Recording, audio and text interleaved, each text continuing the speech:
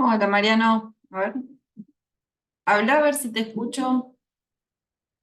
No, no te escucho.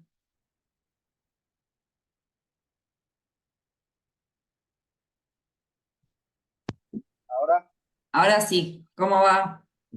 todo bien. Me Tengo alegro. problemas con los auriculares, por eso, Ah, sí, sí, con a la, veces. con, con la conexión más que nada. No hay problema. Mientras. eh,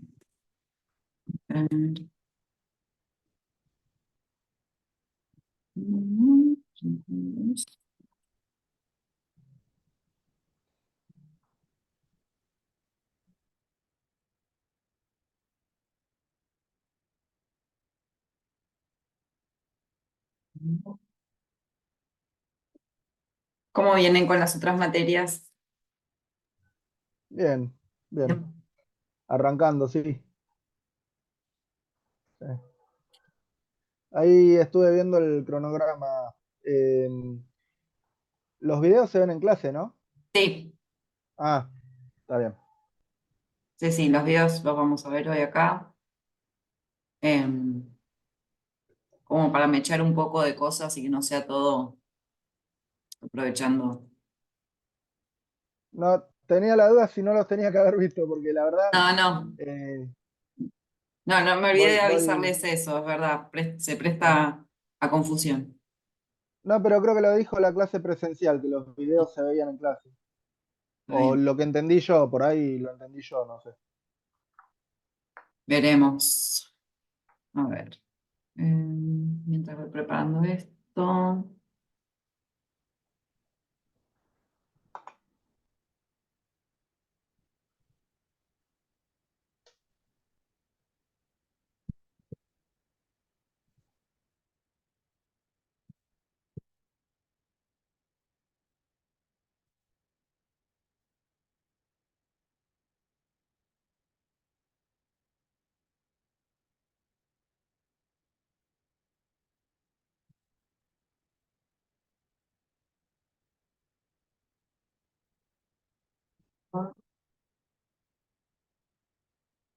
Y es 9 del 4.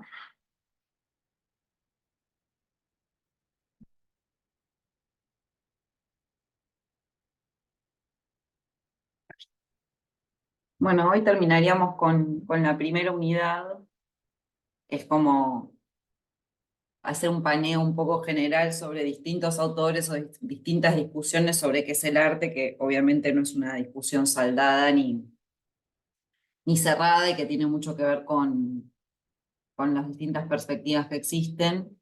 Eh, Como para tener una idea de eso, que no es un término totalmente consolidado o que todo el mundo está tan de acuerdo, pero bueno, veamos a ver qué viene, vamos a ver un poquito de Gombrich, apenas una cosita de la introducción, un par de ideas nada más, eh, y después ver los videos esos, como más desde un lado filosófico que se postula, y ya después la semana que viene arrancamos con la unidad 2 donde vamos a ver, leer el texto, capítulos del texto de Eco, de la historia de la belleza, y después el de Didi Uberman, que bueno, es un poco complejo, pero lo vamos a sacar adelante, va a salir bien.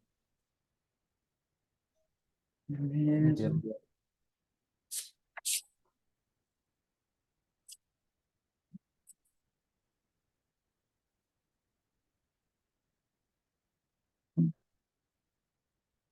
¿Estaban en las otras clases los compañeros? Sí, de acá no, Javi solo. Javier. Sí, no sé quién más está en esta clase. Hay una Valeria. chica nueva, no, Valeria no está. Hay una chica que nunca vino que se llama Verónica Porcel.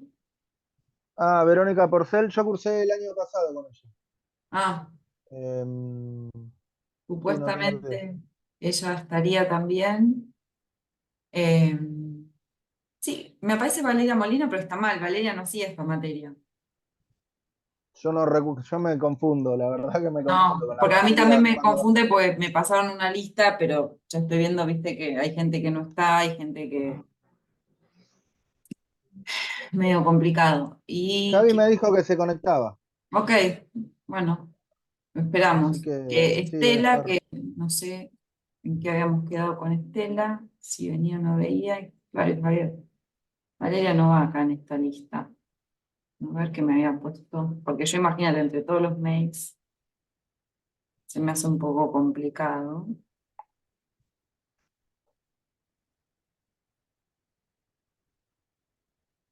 A Sí, veremos. a mí me confunde porque hay materias que cursa, materias que no, Sí, así que confuso al principio para todos.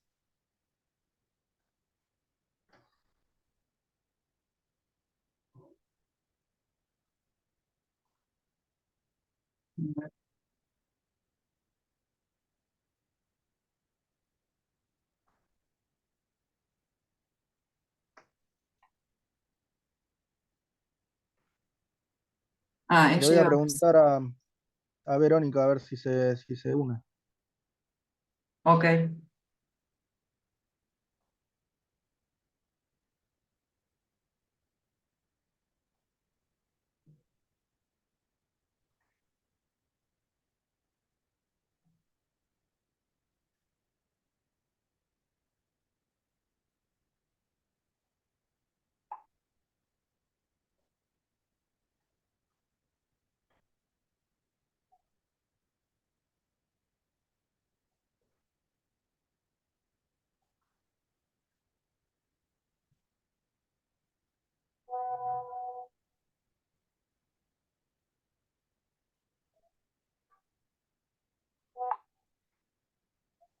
Verónica me dice que no se va a conectar ok. y Bueno, Javi no me contestó.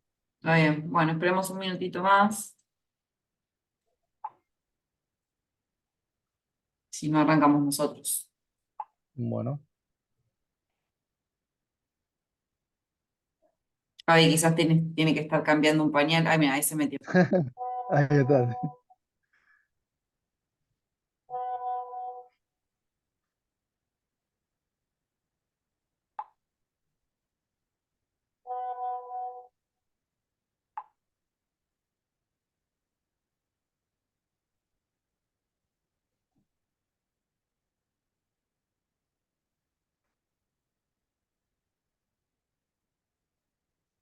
Ahí está entrando.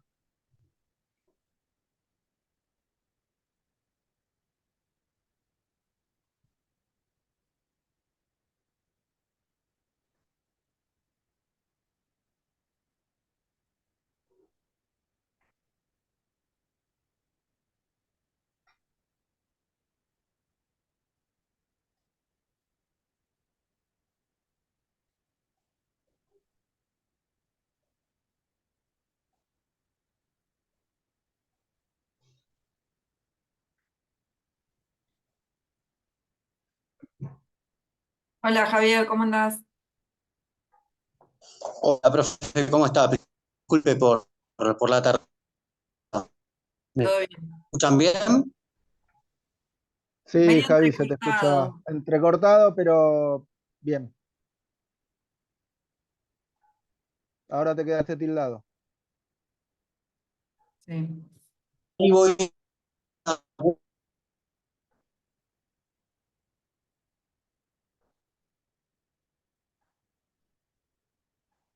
Creo que dijo que va a apagar la cámara, profe. Ok, está bien. ¿Me escuchan mejor? Perdón, ¿eh? ¿Me No, escuchan bien ahora? tranquilo. Sí, ahora sí. Pero bueno, mientras vos nos escuches también. Bueno, le comentaba a Mariano que esta sería la última clase de la primera unidad, en la cual hicimos como un paneo un poco caprichoso sobre el arte en general, como distintas discusiones sobre qué es el arte, las perspectivas que existen, la estética y demás, para ya después ir entrando a cuestiones con más detalle. Lo que estaba puesto en el cronograma era ver un poquito de la introducción de Gombrich. Gombrich es un historiador del arte que escribió una famosísima obra muy tradicional que se estudia, que es la historia del arte de Gombrich, que es como esos libros así porque, bueno, es extensísimo, pasea por todo el arte europeo, desde la antigüedad, o sea, no sé, del arte primitivo hasta, no me acuerdo bien hasta dónde llega, pero, a ver, la edad de o sea, sí, hasta el siglo XX, llega hasta las vanguardias. Entonces, imagínense que en el texto, no sé, hay como más de, de 20 siglos de historia del arte en sus textos.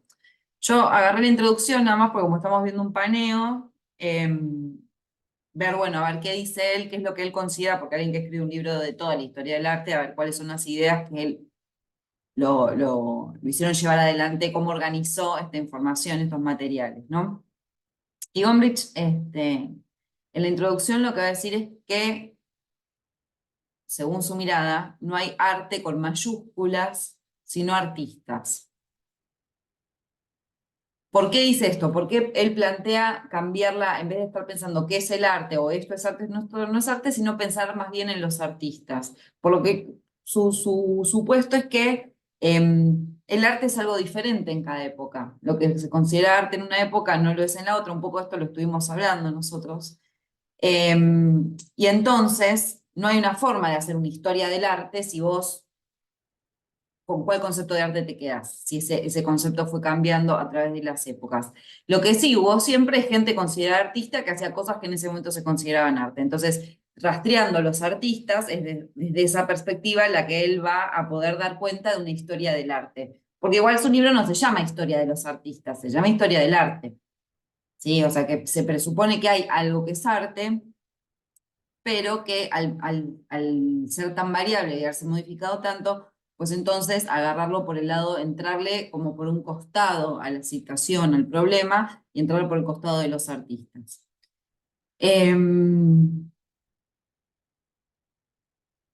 Dice que, bueno,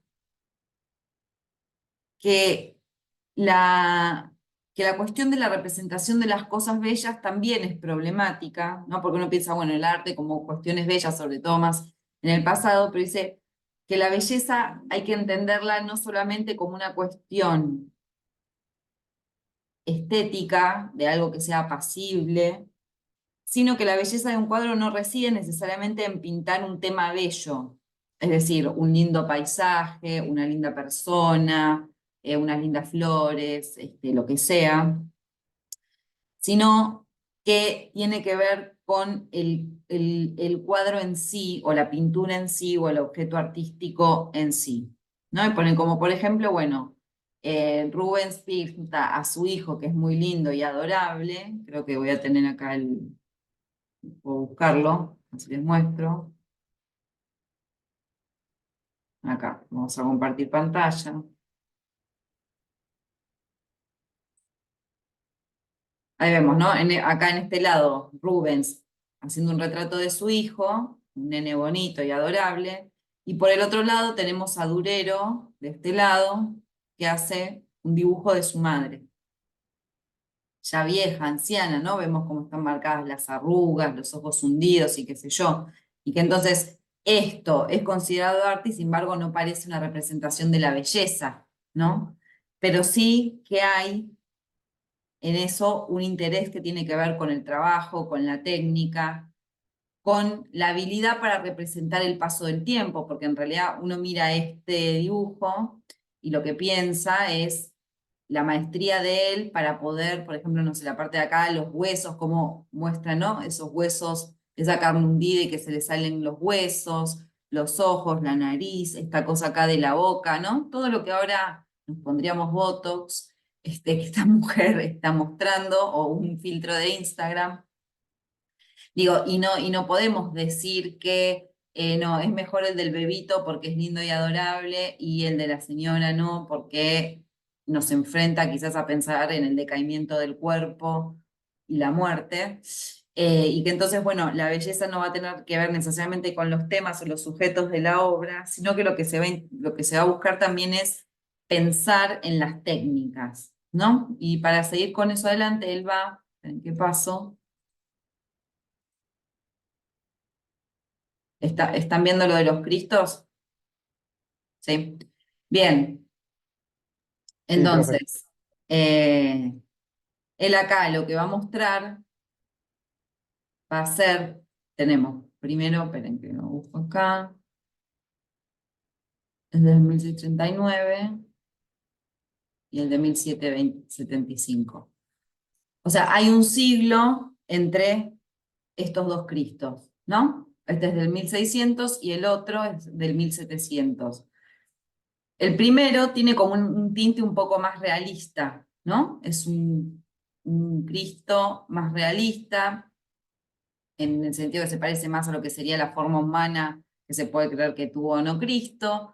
Tiene mucho trabajo de técnica también, ¿no? Porque está muy bien lograda esa cara y qué sé yo, pero que sin embargo, en este de acá hay algo que tiene que ver con la expresividad que ese otro Cristo no tiene, ¿no? Este es un Cristo, el primer Cristo sería como un Cristo más tradicional, porque acá ya está, ha sido lastimado, se le ve la sangre y demás, y él sigue teniendo como una cara medio de beatitud. En cambio, lo que muestra, lo que dice Gombrich, bueno, por acá lo que se ve en esta gestualidad es el sufrimiento, ¿no? Entonces, solamente han pasado unos siglos.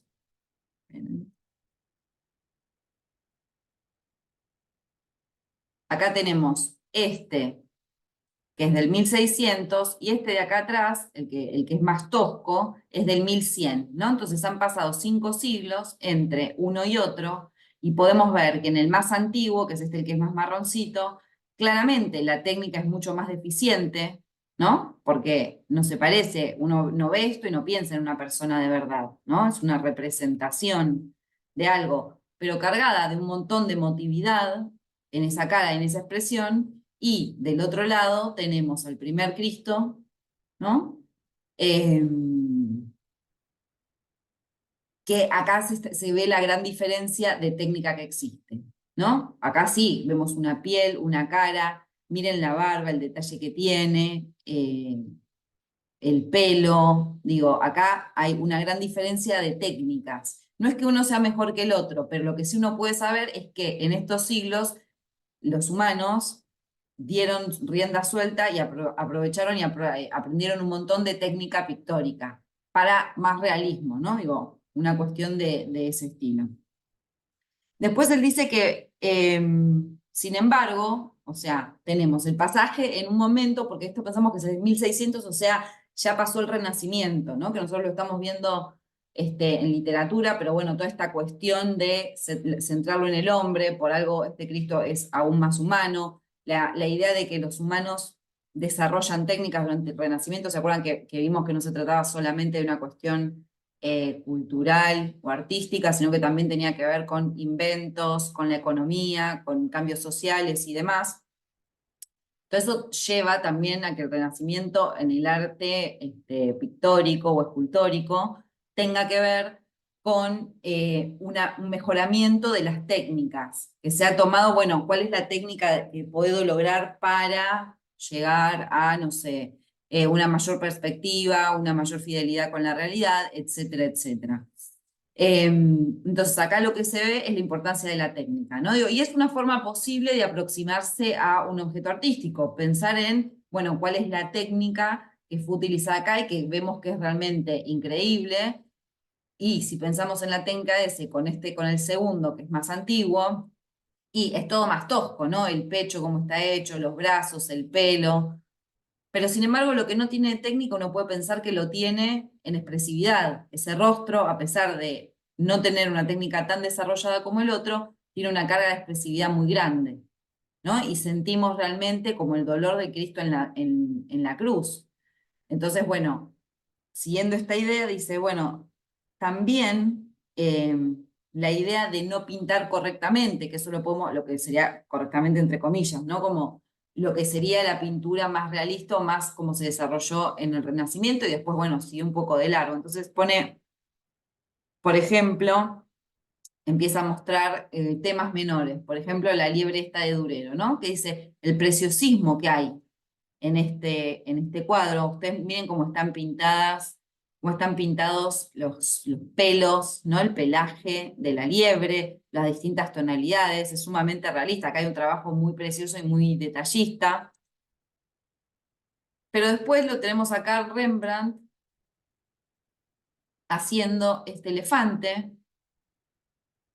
este boceto de un elefante, y acá también, sin embargo, o sea, claramente este es mucho más preciosista, pero este, sin embargo, también nos transmite algo, porque con unos pocos trazos logra crear muy vívidamente un elefante, ¿no? O sea, con solo un color, o sea, con un lápiz negro, en un papel, sin colores, sin demás, logra crear esta visión del elefante y logra plasmar muy bien, vieron la piel de los elefantes que está como toda cuarteada y que cuelga y que no sé qué.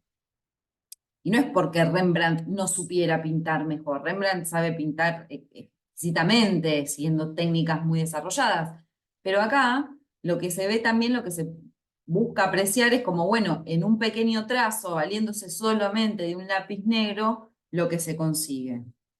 Y eso después lo podemos ir viendo más adelante. Acá tenemos esta gallinita con los pollitos, que es de Picasso. Y esta de acá, este gallo, también es de Picasso, ¿no? Y hay, o sea, podemos o sea, claramente por eso, por algo los pones juntos, pero hay una línea que va desde este elefante a esta gallina de Picasso, ¿no? El elefante es del 1600 y estos son del siglo XX. La gallina es de 1941 y el gallo este de 1938, ¿no? Son con carbonillas, ¿no? Sí, con carbonilla. Y el primero es un grabado. Esta de acá es un grabado, ¿no? Son distintas técnicas. El grabado y acá la carbonilla. Y entonces lo que él dice es, bueno, claramente esta primera de Picasso es bastante más eh, cercana a lo que podría ser realista, ¿no? O sea, no es 100% realista, pero es una representación bastante realista de una gallina con sus pollitos. En cambio, ya acá tenemos otra cosa, ¿no? Tenemos acá, ya lo vemos como los dos ojos juntos, esta cosa que hacía Picasso de poner en un solo plano lo que en la vida real está en distintos planos, ¿no? O que cortaba la cara por la mitad y ponía de un solo lado todos, de una mitad de la cara ponía todo, los ojos, la nariz, la boca y demás. Y esto no es porque, o sea, él dice, no es que Picasso no supiera hacer una visión realista, sí que la sabía, la vimos en la anterior gallina.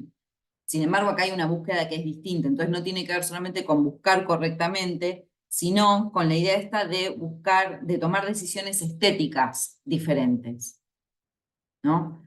Y después de eso dice, bueno, acá con los caballos también es muy gracioso porque usted dice, bueno, la representación de los caballos acá corriendo, ¿no? Y están, miren las patas, que los caballos están como con todas las patas en el aire, en pleno movimiento. Y que dice que después, con la fotografía, se estudió, empiezan a hacer estudios de los caballos corriendo, sobre todo para pintores, y sacan fotos una tras de la otra del caballo en distintos momentos de lo que corre. Dice, en ninguno de estos momentos los caballos tienen las dos patas levantadas al mismo tiempo como en la anterior.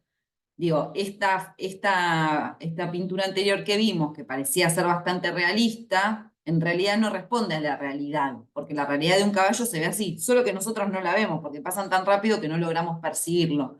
Y que entonces también pone en juego un poco esta idea de, bueno, ¿qué es una representación realista de algo? ¿No? O sea, porque también lo que nosotros podemos pensar que es más realista, después, como en el ejemplo este de los caballos, lo vemos en la cercanía y nos damos cuenta de que no se pinta así. Y de hecho, hay alguna de las formas, acá cuando está saltando tienen todas las patas para arriba y logra, pero digo, en las otras, sobre todo esta, la tercera fila desde arriba, no son formas muy gráciles, ¿no? Un caballo pintado con alguna de estas formas no sería tan atractivo como quizás los de la primera fila o de la segunda. Digo, ¿por qué alguien decide pintar un caballo en movimiento de tal o cual manera? No responde necesariamente, aunque sea un cuadro de tipo realista, no responde necesariamente a una cuestión realista, sino que hay una decisión estética que hace que se pinte de esa manera. Queda mejor el caballo pintado así. ¿Verdaderamente corre así el caballo? No, verdaderamente no corre así el caballo, pero sin embargo a nosotros eso nos da un efecto de realidad. Y eso es interesante pensarlo en pintura, pero también, por ejemplo, en literatura, que es lo que nos toca a nosotros, ¿no? Cuando pensamos en literatura realista, lo que estamos pensando en realidad, porque es un contrasentido, ¿no? Si uno piensa, bueno, pero la literatura es ficción, ¿no? La gran diferencia que sobre todo a los alumnos les confunde mucho, bueno, pero si el cuento es realista, pero entonces pasó, no, no pasó, es ficción, pero entonces ¿por qué es realista? Y la definición, bueno, porque lo que sucede en esa historia, en ese cuento, en esa novela, podría suceder en la vida real. Tipo, no sé, no hay un perro que habla, no hay un ovni que viene, baja y nos abduce, ese tipo de cuestiones. Sin embargo, no es realista puro en el sentido de que eso efectivamente no sucedió y en realidad lo que tenemos que pensar es que la literatura lo que busca no es el realismo, sino un efecto realista. Busca provocar un efecto de que eso para nosotros parezca realista. Es una maniobra más de la literatura. Es algo que tiene más que ver con la ficción que con la realidad, ¿no? Los efectos de verosimilitud. Vieron que cuando vemos una película que es mala y algún personaje dice o hace algo fuera, y decís, esto no es verosímil, que la gente, ¿no? Actúe de esa manera. Eso nos molesta en una película que tiene un efecto de verosimilitud y de repente se corta porque está mal hecha. Digo, en una película de ciencia ficción o fantástico, lo que sea, el verosímil es otro, el pacto ficcional que se crea es otro, ¿no? Entonces, es importante pensar también esta idea de la representación, ¿no? El arte no es un espejo del mundo, y eso es importante que lo tengamos porque muchas malas lecturas sobre el arte tienen que ver con eso, como, ay, sí, es un espejo tal cual lo que pasaba en no sé qué. Bueno, esa no es la función ni lo que necesariamente se busca, y menos aún en el arte moderno contemporáneo nosotros. Digo, el mundo está ahí afuera, el arte es otra cosa, y también se pone en juego un montón de cuestiones filosóficas como, bueno, ¿realmente nosotros tenemos acceso a eso que llamamos realidad?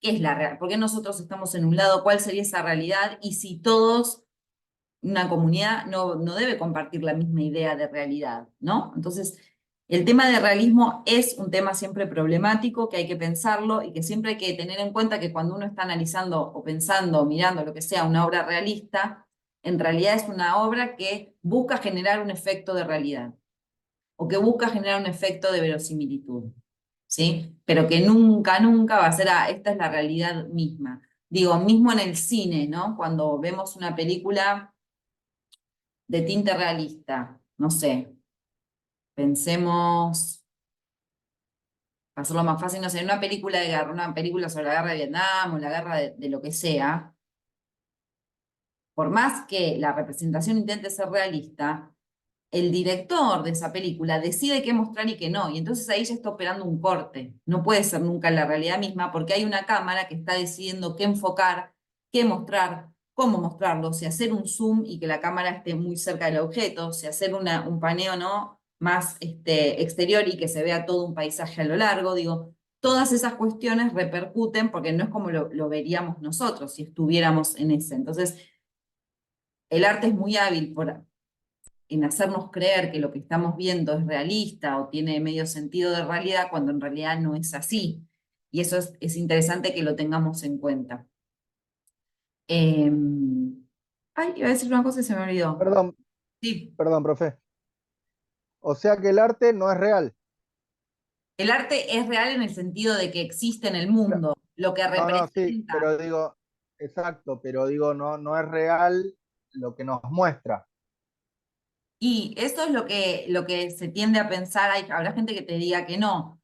Por más realista que se intente hacer, vos decidiste qué mostrar, de qué manera, en qué momento, ¿no? No sé, en una pintura Mm. con qué colores, o cómo va a estar sentado ese sujeto que vos estás pintando, o esa manzana, o lo que sea. En una película, dónde pones la cámara. En una novela, quién la va a narrar, qué cosas van a ser sabidas, cuáles no. Digo, Claro, yo justo iba a poner ese ejemplo en la literatura. Usted dijo lo del cine sobre el enfoque, ¿no? Yo hablaba pensaba en la literatura en el caso del narrador, ¿no? seguí, seguí, Javier. Déjala que se exprese, Javi. Sí, la Eh, escuchamos. no, no pasa, no quiero que moleste. No, no No, molesta. lo que decía, por ejemplo, no sé, tenemos un narrador omnisciente, ¿no? Por ejemplo, no sé, tenemos un narrador que está contando una historia, pero no pertenece dentro de la historia. Por más que esté contando una historia de carácter realista, de carácter realista no expresa en su totalidad la realidad. Exacto, exacto, totalmente. Es parte de una ficción. Además, el narrador es una construcción ficcional adentro del texto. Es algo que no existe ni siquiera en tanto personaje. Existe como narrador. Es una posición, ¿no? De estructurar el relato. Entonces, eso está bueno tenerlo en cuenta siempre cuando miramos. Por ejemplo, lo que se dice mucho es, bueno, la pintura durante muchos siglos, hasta que se inventó la fotografía, durante muchos siglos la pintura trabajó fuertemente en desarrollar técnicas para que aquello que representara sea lo más parecido a lo real posible, ¿no? Estas técnicas que vimos, esos dos Cristos, digo, el más cercano a nosotros ya tiene una cara mucho más humana, ¿no? La piel parece una piel humana, el pelo, la barba, bla, bla, bla. Esa fue una búsqueda del arte pictórico durante muchos siglos, acercarse lo más posible a eso. Cuando surge la fotografía, ¿qué pasa con eso? El arte pictórico es como, bueno, entonces ya está, la fotografía lo hace mejor. Vos sacás una foto de alguien o de un lugar y sale muy similar a lo que es en realidad. No hablemos todavía de filtros y esas boludeces que existen ahora, digo, no como la fotografía como arte al comienzo. Entonces ahí los pintores tuvieron que pensar, bueno, ¿qué vamos a hacer entonces? ¿Tiene sentido seguir pintando retratos lo más parecidos posibles a los sujetos sobre quienes estamos pintando los retratos? ¿Tiene sentido pintar un paisaje lo más parecido posible a lo que era ese paisaje en el momento en que yo lo vi? Si ya viene la fotografía y lo hace mejor. Y ahí se produce una revolución interesante que ya vamos a llegar más a fin de año, pero es como, listo, la fotografía como que en un punto se sacó de encima el problema o la responsabilidad de representar lo más realistamente posible las cosas y se tuvo que buscar, bueno, ¿cuál es mi especificidad? Porque mi especificidad no puede ser pintar bien y realista. Tengo que hacer otra cosa porque si no la fotografía me come y no voy a tener sentido de existencia. Y ahí es cuando empieza con más fuerza el arte abstracto. O sea, la gallina esta que vimos de Picasso tiene que ver con eso, el gallo ese, ¿no? Es una representación que no es realista, está mostrando otra cosa. Entonces van a aparecer otras cuestiones que interesen. El manejo del color, las texturas, lo abstracto, las formas geométricas, bueno, un montón de cosas que hacen las vanguardias, y tienen que ver justamente con esto. Llegó la fotografía y te destronó. Ya está. Digo, no es que nunca más nadie pintó realista, ¿no? Pero fue un problema filosófico que tuvo que pensar la fotografía. ¿Qué hacemos con todo esto si nosotros ya ahora hay una máquina que lo hace? Inmediatamente, además, en un toque, porque sacás la foto y la sacaste, incluso las máquinas rudimentarias que tenían que poner la placa y todo eso, y después revelarlas y bla, pero era más rápido que pintar un cuadro.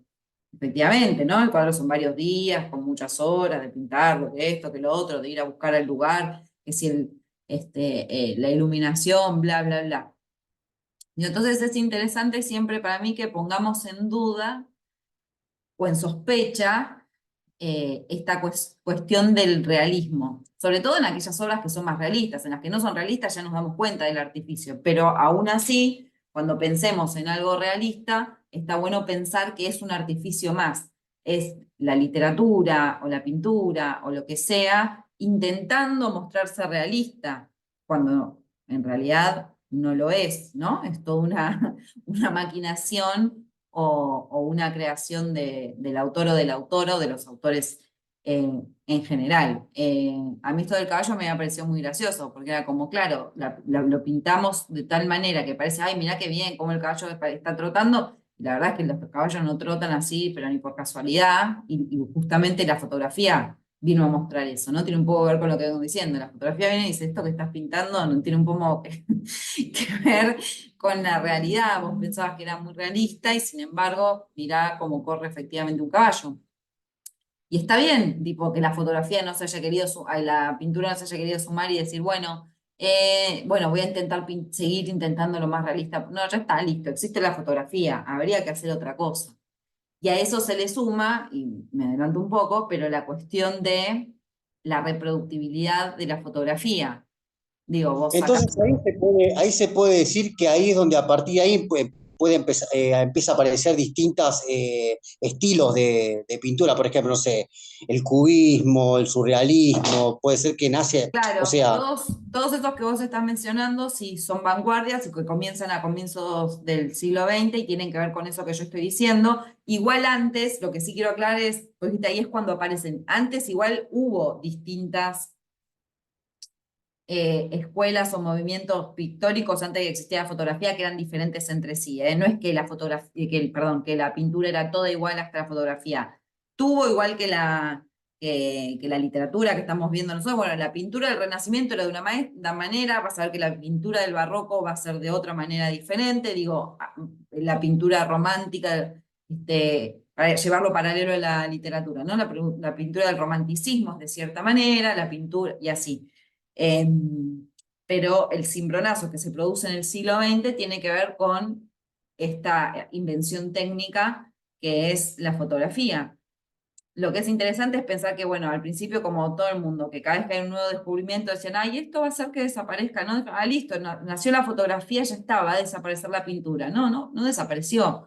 ¿Por qué? Porque son cosas totalmente diferentes, son formas artísticas distintas. Entonces, si bien todo el mundo vaticinaba el fin de la pintura con el nacimiento de la fotografía, eso no ha sucedido y no tendría por qué haber sucedido porque son cuestiones eh, totalmente distintas, ¿no? Pero bueno, hay que pensar también en ese comienzo del siglo XX, que en realidad, bueno, la fotografía fue finales del siglo XIX, comienzo del siglo XX, junto con el cine, y que son formas artísticas, y eso es interesante para pensarlo también desde nosotros, que son formas artísticas que surgen a partir de, en cosas, a partir de avances técnicos, ¿no? O sea, ¿qué posibilita que exista el cine o que exista la fotografía? Son los avances técnicos, ¿no? La creación de las cámaras, las películas, cómo revelarlas, cómo imprimir la luz en las placas estas de,